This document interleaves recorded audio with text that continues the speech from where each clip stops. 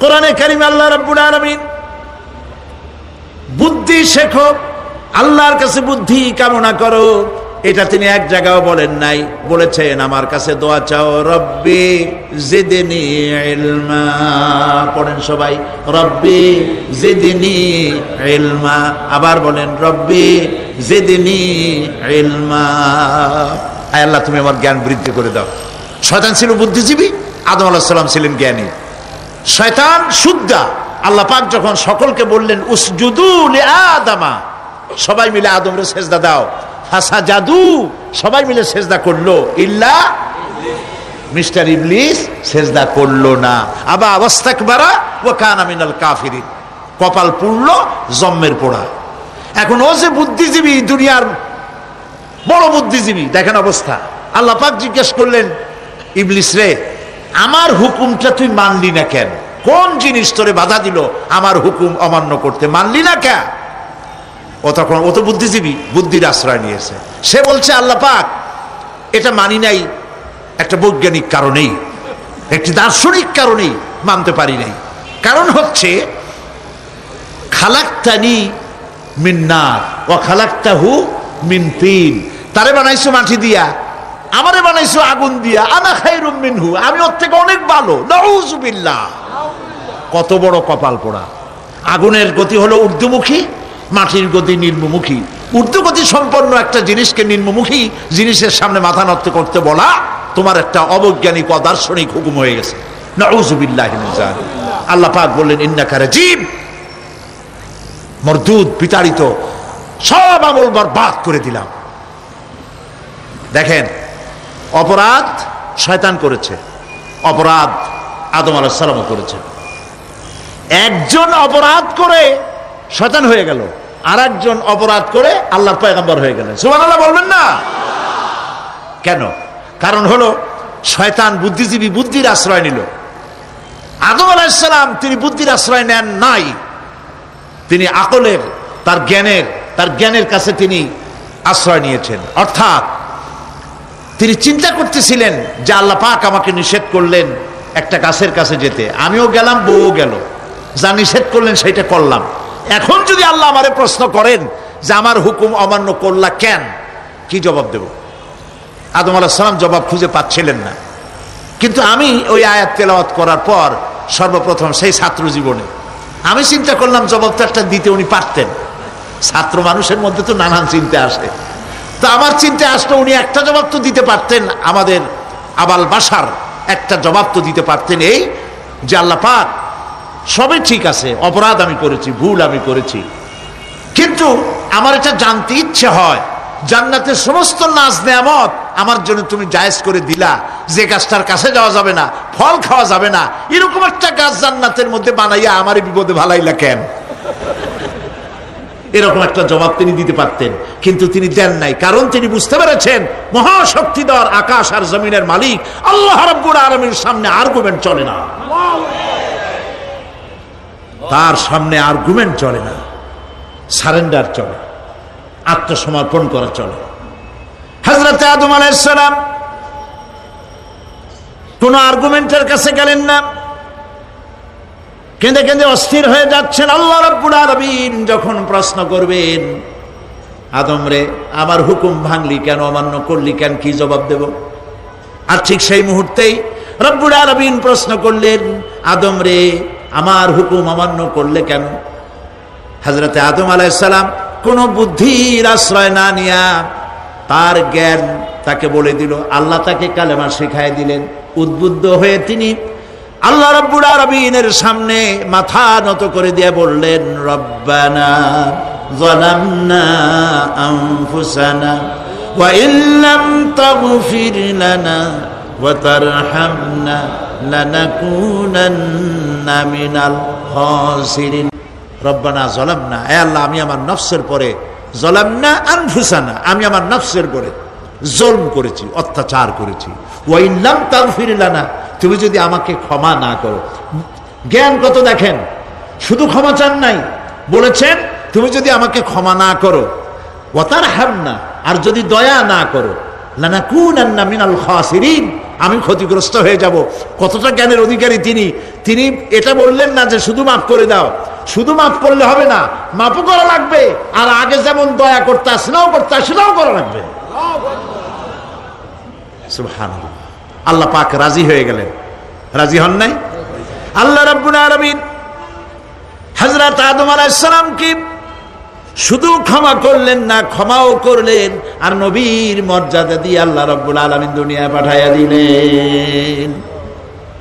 সুতরাং বুদ্ধি দিয়ে কাফেররা বুদ্ধির আশ্রয় গ্রহণ করে সর্বনাশ করেছে, যে পরকাল হইতে পারে না, মরে যাব আবার উঠবো, আবার এই শরীর কেমনে তৈরি হবে, এইটা তাদের বুদ্ধিতে কুলায় নাই। কিন্তু বুদ্ধি দিয়া চিন্তা করলে বোঝা যাইতো যে হ্যাঁ, পরকাল একটা হইতে পারে। আর একটা কথা বলি, সেটা হলো এই, বহুত মানুষ আছে পরকাল বিশ্বাস করে না। আছে না এমন? আছে। এখন আমরা বিশ্বাস করি পরকাল, আমরা কারা কারা বিশ্বাস করি হাত উঁচু করে দেখান তো। আলহামদুলিল্লাহ বলি, বলেন আলহামদুলিল্লাহ। এখন যারা বিশ্বাস করে না তাদেরকে জানাতে চাই, আমরা যারা পরকালে বিশ্বাস করি, তাহলে পরকাল যদি না হয়, কিয়ামত যদি না হয়, বিচার আচার যদি কিছু না হয়, আমরাও বেঁচে গেলাম, আপনারাও বেঁচে গেলেন। কিন্তু সত্য সত্যই যদি পরকাল একটা হয়, বিচার যদি হয়, আমরা বেঁচে যাব, ফেসে যাবা তোমরা। প্রিয় ভাই সব, আল্লাহ রাব্বুল আলামিন সুন্দর করে বুঝাচ্ছেন, দেখো পরকাল কেন হবে, এটা বুদ্ধি দিয়ে চিন্তা করো, জ্ঞান দিয়ে চিন্তা করো। সারা বছর ব্যবসা করার পর হিসাব নিকাশের একটা দিন আসে, আসে না? বলেন আসে কিনা? হিসাব নিকাশের একটা দিন আসে সারা বছর ব্যবসা করার পর, সারা বছর লেখাপড়া করার পর, তারপরে কি বলে পরীক্ষা দেওয়ার একটা দিন আসে, আসে না? তো সারা জীবন আপনি এখানে কাজবাজ করবেন, এখানে আপনি ভালো করলেন মন্দ করলেন, এর কোনো জবাব হবে না, বিচার হবে না। এটা পাগলে চিন্তা করতে পারে, আর পাগলেরা চিন্তা করে বলেই তারা বলে, পাগলেরই এটা কথা, মাটির পুতুল যেমনে নাচায় তেমনে নাচি, পুতুলের কি দোষ। মরিয়া দেখেন, এই গান যারা বিশ্বাস করে, মরিয়া দেখেন অবস্থাটা কি হয়। ফেরেশতারা আসা ধোপায় যেমন কাপড় আশ্রায়, ওই রকম ঠ্যাং ধরিয়া কবরের মধ্যে আশ্রাবে, আর বলবে যেমনে আশ্রায় তেমনে আশ্রাই, ফেরেশতার কি দোষ। কাজে এই পৃথিবী শেষ কথা নয়, মৃত্যু অবধারিত, মরা লাগবে না।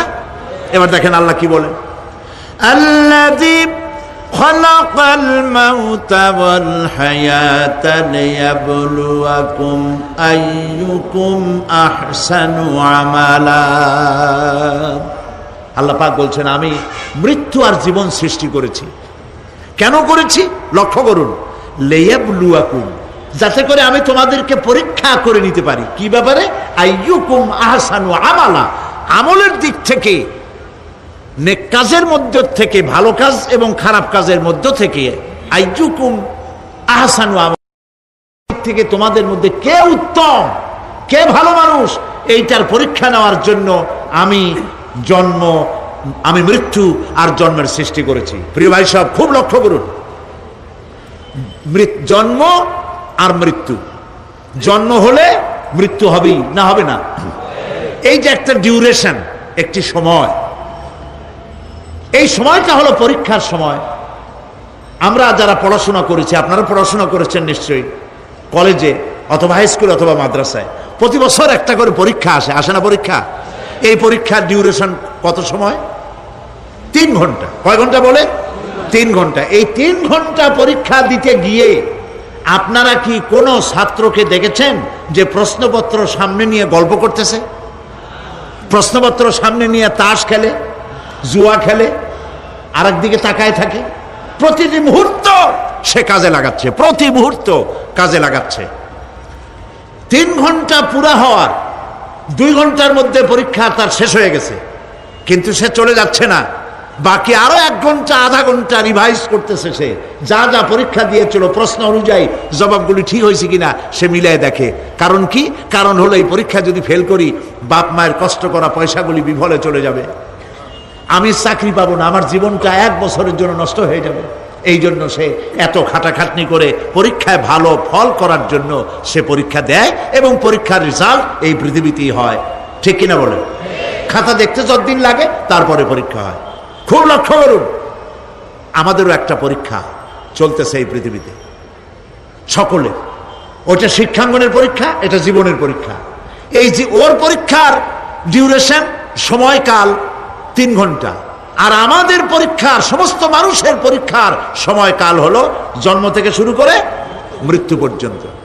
এর মধ্যে বালেগ হওয়া পর্যন্ত সময়টা কনসিডারেবল, ক্ষমার যোগ্য। 15 বছর 12 বছর বালেগ হইতে যে কয় বছর লাগছে, এইটা যা করছেন যা বলছেন সব মাপ। কিন্তু বালেগ হওয়ার পরের থেকে নিয়ে মৃত্যু পর্যন্ত যা যা করবেন সমস্ত কাজের হিসাব আল্লাহর কাছে দিতে হবে। একটা প্রশ্ন করি আপনাদের কাছে, রাগ করবেন না তো? বলবেন যে কথা বলতে তো আপনি আসছেন, আমাদের দিয়ে খাটান কেন, এরকম চিন্তা করবেন না তো? প্রশ্নটা হচ্ছে, বলেন তো দেখি, পৃথিবীর মধ্যে সব চাইতে মূল্যবান জিনিস, দামি জিনিস কোনটা? হ্যাঁ, ইখতিলাফ হয়ে গিয়েছে, ইখতিলাফ হয়েছে।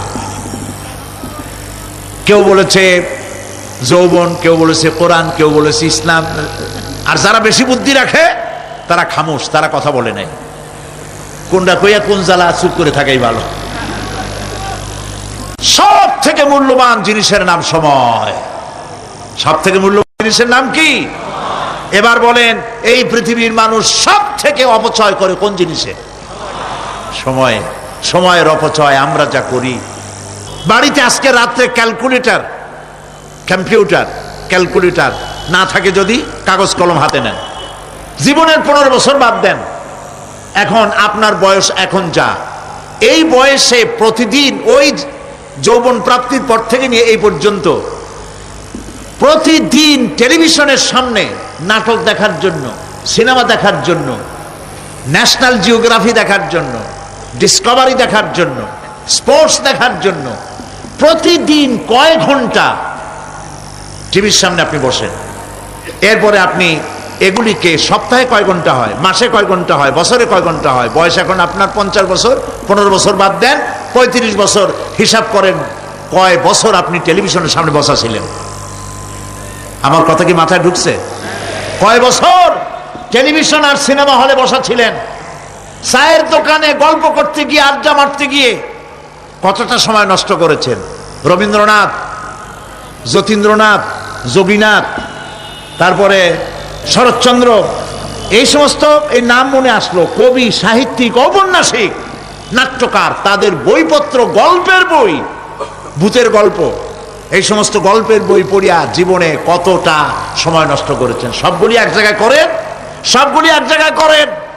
এরপরে আপনার চোখ ছানা বড় হয়ে যাবে, দেখতে পাবেন আপনার জীবনের উল্লেখযোগ্য 35 বছরের কম করে হলেও 20 বা 25 বছর অপচয় হয়ে গেছে, নষ্ট হয়ে গেছে। ইন্না লিল্লাহি ওয়া ইন্না ইলাইহি রাজিউন। জীবনের সব থেকে মূল্যবান সময়গুলি নষ্ট করে ফেলেছি আমরা। আল্লাহ পাক বলেছেন, পরীক্ষা নেওয়ার জন্যই এই পৃথিবীতে দিয়েছিলাম। এখন ওর পরীক্ষার, ছাত্রের পরীক্ষার সময় 3 ঘন্টা, রেজাল্ট আউট হবে এখন। আর আপনার আমার পরীক্ষা মৃত্যুতে, জন্ম থেকে শুরু মৃত্যু পর্যন্ত, কিন্তু রেজাল্ট এখানে আউট হবে না। রেজাল্ট আউট হবে কোথায়? কিয়ামতের দিন। কোথায় হবে? হতেই হবে কিয়ামতের দিন। সেদিন এই পৃথিবীতে যারা ভালো কাজ করবে, ভালো কাজের জন্য আল্লাহ পুরস্কার দিবেন, আর মন্দ কাজ যারা করবে তাদের জন্য তিরস্কার তারা পাবেই। এই জন্য বিচার, কিয়ামত হওয়া, বিচার হওয়া, এটা বিবেকের দাবি, এটা জ্ঞানের দাবি। যারা বুদ্ধিজীবী দাবি করে, কপাল পোড়া, এরা এটা বোঝে না, এদের মাথার মধ্যে এটা ঢোকে না। ঠিক কিনা বলে? প্রিয় ভাই সব, কিয়ামত হবে এবং কিয়ামতে আল্লাহর দরবারে আমাদের সকলকে উঠতে হবে, এতে কোনো সন্দেহের অবকাশ নেই। এবার দেখেন, আল্লাহ পাক এবার যুক্তি দিয়ে বুঝাচ্ছেন। সুবহানাল্লাহ বলেন।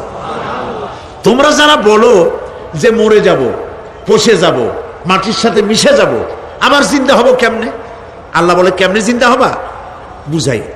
সুবহানাল্লাহ বলেন। আল্লাহ রাব্বুল আলামিন বলেন, আল্লাহুল্লাযী আরসালা أرسل الرياح فتثير سحابا فسقناه إلى بلد ميت فأحيينا به الأرض بعد موتها كذلك النشور আল্লাহ পাক বলেন, লক্ষ্য করে দেখো, সমুদ্রের লবণাক্ত পানিগুলি বাষ্পীয় আকারে মেঘমালায় পরিণত করে দেই, আর বাতাসকে হুকুম করি মেঘটাকে টেনে নিয়ে যাও অমুক জায়গায়। আল্লাহ যেখানে বৃষ্টি দিতে চান বাতাস মেঘকে ঠেলে নিয়ে সেখানে নিয়ে আসে, বৃষ্টির পানিগুলি পড়ল।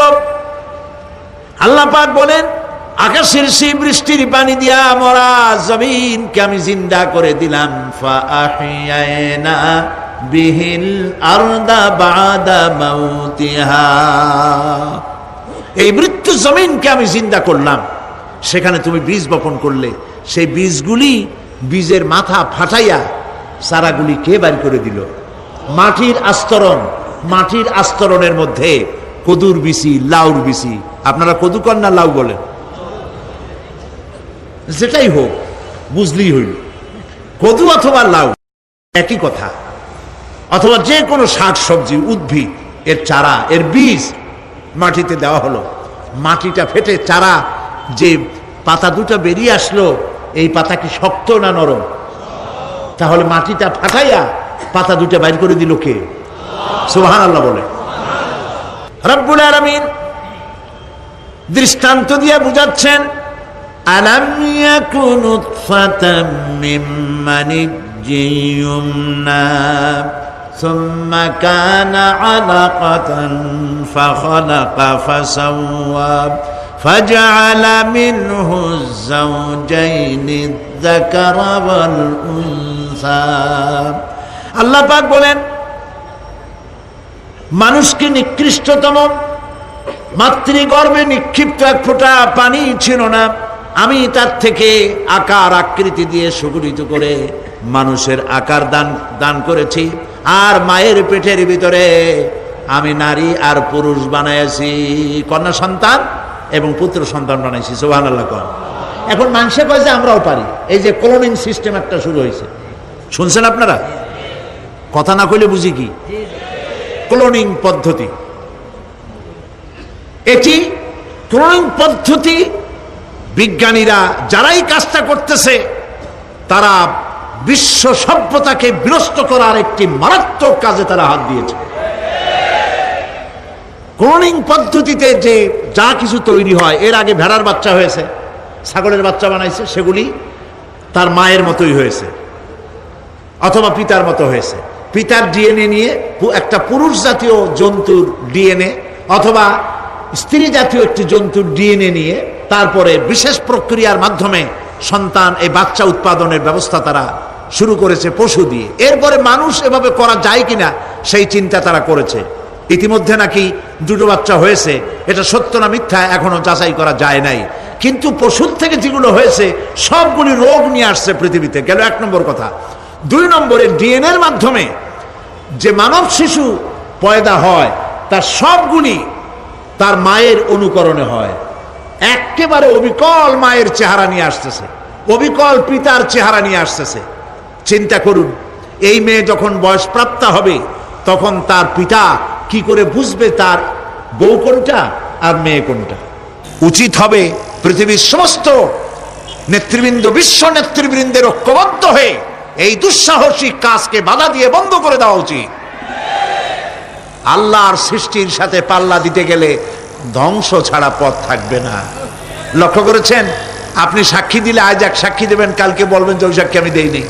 আজকে সই করেছেন, কালকে বলবেন ওই সই আমি করি নাই।